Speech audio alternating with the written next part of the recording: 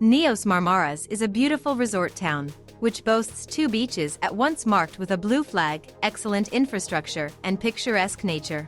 The combination of all these options made it a cosmopolitan resort, where you can hear the languages of almost all countries of the world during the high season.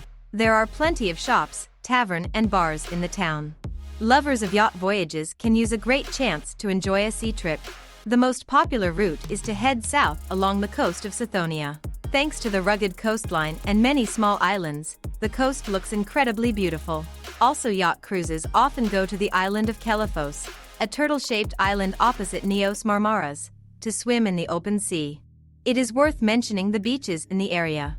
There are hardly any comfortable places to swim in the village itself, but there is a long beach at the edge of Neos Marmaras. There you will find bars, snack bars, boat rentals, and other facilities. The entrance to the sea is shallow and the sand is fine and pleasant. Subscribe to our YouTube and Instagram channels and check out the Halkidiki.guide website. You'll find lots of interesting information about Greece and Halkidiki. Check links in the video description.